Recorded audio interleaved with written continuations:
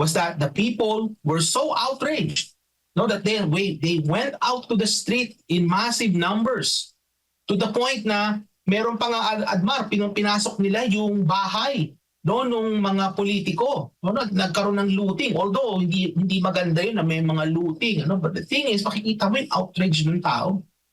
Sa Pilipinas, ang nangyayari kasi, captured yung ating mga kababayan, lalong-lalo na yung mahihirap. Ano ibig sabihin ng captured? May mga ayuda. So nandyan yung AIX, nandyan yung tupad, may patubig pa, kung ano pang mga ayuda na kung saan akala ng mga tao as long as nabibigyan sila ng ayuda, okay lang sa atin that these people are in power. Kasi nga captured na sila eh. But little did they know na mas malaki ang kabig nitong mga politiko na ito from the public. Mas malaki yung nakukuha nila kaysa dun sa ibinibigay na ayuda sa tao.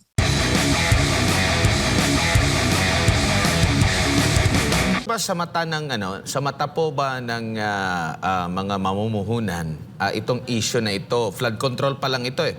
Marami pang nagsasabi na may mas malubha pa nito, yung iba pang mga kalsada, yung tinatawag na CASI, yung iba pang mga proyekto dito na hindi malimit makita ng mga tao. Yung kumbaga parang halimbawa kagaya nitong flood control project, minsan hindi kasi ito kaya mas prone yung corruption compare sa mga silid-aralan kasi nandyan lagi nakatutok yung mata ng nandyan mga estudyante, guro at saka mga magulang, kaya hindi mo pwedeng basta-basta basta-basta na i-substandard mo yan kasi madaling masili. Pero pag mga ganitong issue po, yung pagtingin ng mga negosyante mamumuhunan, si President BBM pumupunta sa ibang bansa, naghihikayat ng mga mamumuhunan, yet ganito po yung mga nagiging issue po. Ito ba'y appealing sa kanila? Mas okay ba sa kanila? Or mas the more sila, ay okay pala dyan kasi madaling makalusot ng illegal?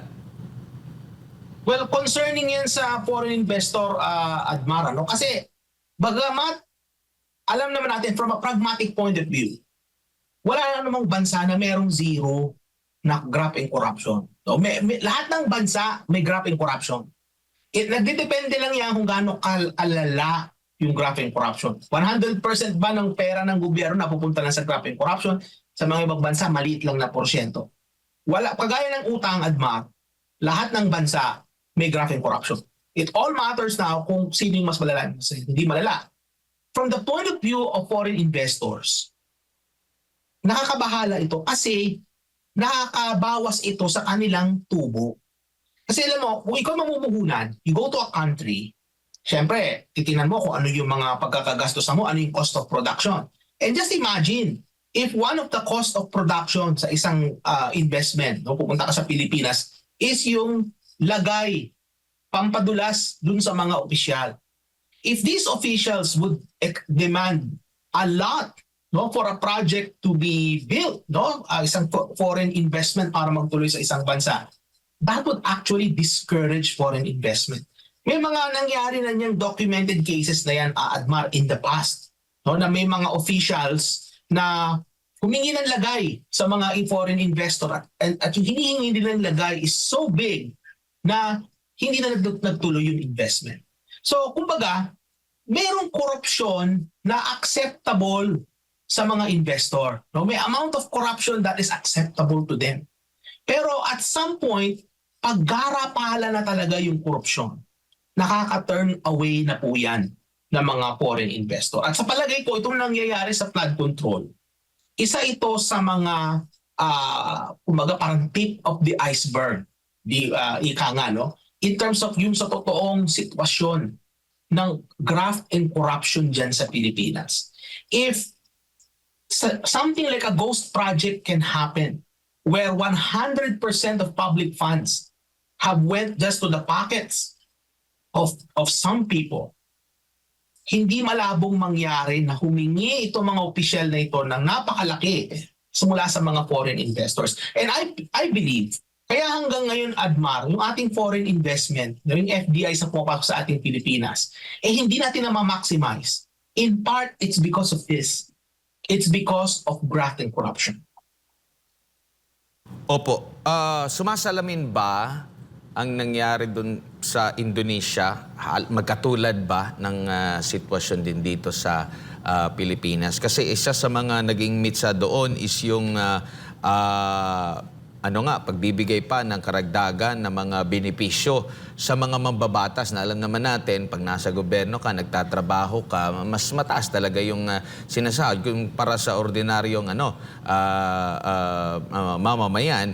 Pero sinasabi pa nga dito, mas mataas sa minimum wage nito. Kumbaga, yung mga mambabatas na ito, mga politiko na ito, mas the more pa silang binibigyan ng benepisyo kumpara doon sa mga ordinaryo. Ito rin bang nakikita mo na ganito ang sitwasyon sa Pilipinas? Kasi sinasabi rin dito, mataas yung presyo din sa kanila doon. Kawalan din ng trabaho, mababang pasahod, maraming nawawalan ng trabaho.